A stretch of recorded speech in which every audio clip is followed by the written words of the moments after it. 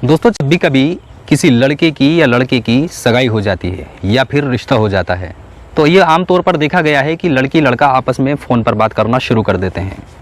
और फिर एक रोज़ जब ये एक दूसरे के दिलो दिमाग को समझ जाते हैं, मिजाज को समझ जाते हैं, तो फिर इन्हें लगने लगता है कि हमारे माँ बाप ने जो हमारी शादी करने के लिए समय लिया है, वक्त लिया है, टाइम लिया है, वो कुछ ज़्यादा ही ले लिया है। और जब ये एक दूसरे के मिजाज को ठीक से समझ जाते हैं तो एक दूसरे से मिलने की तलब करने लगते हैं और इन्हें लगने लगता है कि अब हमसे शायद दूरी बर्दाश्त नहीं होगी, हम एक दूसरे के लिए ही बने हैं, लिहाजा हमें जल्दी शादी कर लेनी चाहिए और अपनी ज़िंदगी को हंसी खुशी से गुजारनी चाहिए। लेकिन मारे शर्म के ये अपने घर वालों से इस बात को कह नहीं पाते हैं। फिर एक रोज़ ऐसा आता है, एक वक्त ऐसा आता है कि अनजाने में ऐसा कदम उठा लेते हैं जिसके बाद ज़िंदगी पूरी तरह बर्बाद होकर रह जाती है। नमस्कार, आदाब, सत श्री अकाल। मैं हूं आपके साथ याह्या खान सोज़। आज की जो सच्ची घटना, सच्ची कहानी मैं आपको सुनाने जा रहा हूं, जिसे सुनने के बाद आपकी आंखें नम हो जाएंगी और आपका दिल मायूस हो जाएगा। दोस्तों, मध्य प्रदेश के मंडदीप में एक परिवार रहता है, जिस परिवार में एक विद्या नाम की लड़की रहती है जिसकी उम्र लगभग 28 साल है। और विद्या अपने परिवार में भाई बहनों से सबसे बड़ी थी और यही वजह थी कि विद्या के माँ बाप को इस बात की चिंता रहती थी कि विद्या की लगभग शादी की उम्र हो ही गई है, लिहाजा हमें विद्या की शादी कर देनी चाहिए। और वो यही प्रयास कर रहे थे कि कोई अच्छा रिश्ता मिले तो हम विद्या की शादी कर दें। और कई बार ऐसा भी हुआ कि विद्या का रिश्ता हुआ लेकिन टूट गया, लेकिन लगातार माता पिता की तरफ से यही प्रयास था कि अच्छा रिश्ता मिलेगा तो हम शादी कर देंगे। लेकिन एक रोज़ ऐसा हुआ कि इनकी मेहनत रंग लाई और भोपाल में रहने वाले एक अजय नामक लड़के से विद्या का रिश्ता हो जाता है, जिसके बाद रिश्ता होने के बाद विद्या की बहुत अच्छे से धूमधाम से मंगनी की जाती है। विद्या और अजय मंगनी के बाद में आपस में फ़ोन पर बात करना शुरू कर देते हैं और फिर इनको भी आपस में एक दूसरे से प्यार हो जाता है और इनको भी यही सब लगने लगता है कि शायद हमारे घर वालों ने जो टाइम लिया है वो कुछ ज़्यादा ही ले लिया है, लिहाजा हम एक दूसरे के लिए ही बने हैं, हमें जल्द शादी कर लेनी चाहिए और शादी करने के फ़ौरन बाद अपनी ज़िंदगी को खुशहाली में गुजारनी चाहिए। लेकिन मारे शर्म के अपने घर वालों से ये बात कह नहीं सकते।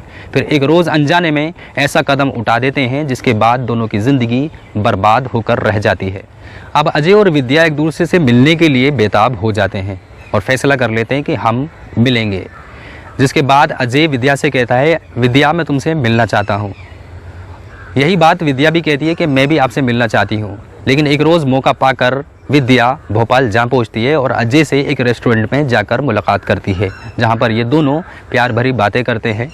और बात करने के बाद अजय एक होटल में एक रूम बुक कर लेता है, जिसमें ये दोनों फैसला लेते हैं कि हम दोनों उस होटल में जाकर मिलेंगे।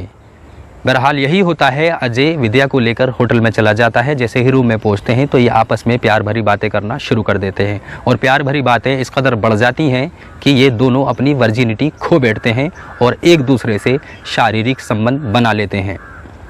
जिसके बाद विद्या को ब्लीडिंग होनी शुरू हो जाती है। ब्लीडिंग इस कदर बढ़ जाती है कि ब्लीडिंग रुकने का नाम नहीं लेती है। इससे अजय बहुत ज़्यादा चिंतित हो जाता है, परेशान हो जाता है कि आखिर ये ब्लीडिंग हो रही है तो क्यों हो रही है। यही दिल में अजय सोचता है कि मुझे विद्या को किसी डॉक्टर के पास लेकर जाना चाहिए। बहरहाल यही हुआ और अजय विद्या को एक डॉक्टर के पास करीब में लेकर जाता है और सारा माजरा उस डॉक्टर को बताता है। डॉक्टर पूरी तरीके से प्रयास करती हैं कि विद्या की किसी तरीके से ब्लीडिंग को रोका जाए, लेकिन पूरी तरह नाकाम रहती हैं। जिसके बाद डॉक्टर उनसे सलाह देती हैं कि इसे किसी अच्छे हॉस्पिटल में लेकर जाओ, जहां हो सकता है कि इनकी ब्लीडिंग रुक जाए। अब इस बात से और भी ज़्यादा अजय चिंतित हो गया था, परेशान हो गया था, लेकिन फिर भी अजय उन्हें दूसरे हॉस्पिटल में लेकर जाता है। लेकर जाने के बाद डॉक्टर को सारी बात विद्या बता देती हैं। विद्या सारी बात जब बता रही होती हैं तो अजय को देखती हैं तो अजय बहुत ज़्यादा घबरा रहा होता है, परेशान होता है।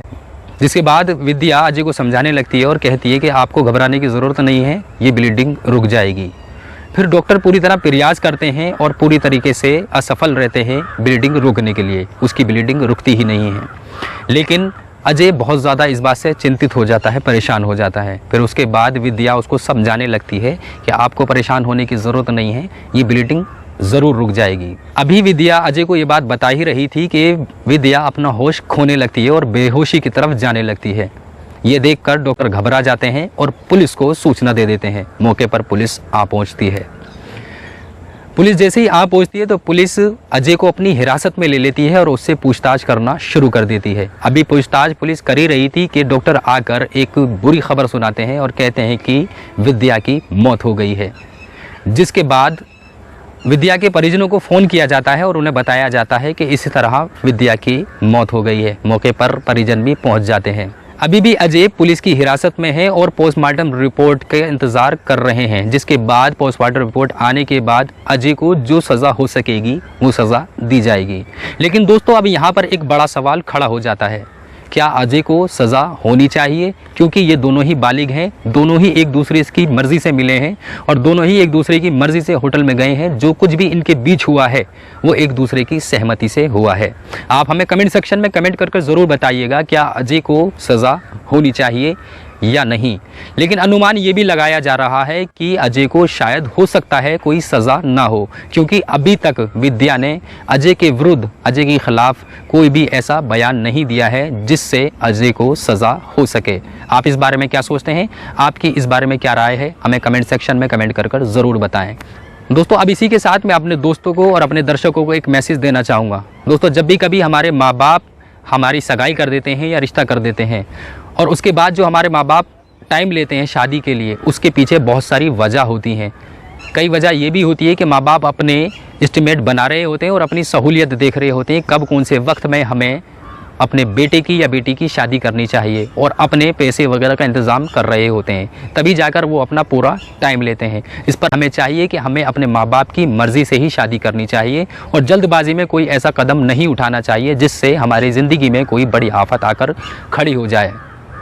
इसी के साथ मैं याह्या खान सोज़ आपसे इजाज़त लेता हूँ। मैं फिर से हाजिर रहूँगा किसी सच्ची घटना के साथ, किसी सच्ची कहानी के साथ। मैं उम्मीद करता हूँ कि आप सुरक्षित रहेंगे, सावधान रहेंगे।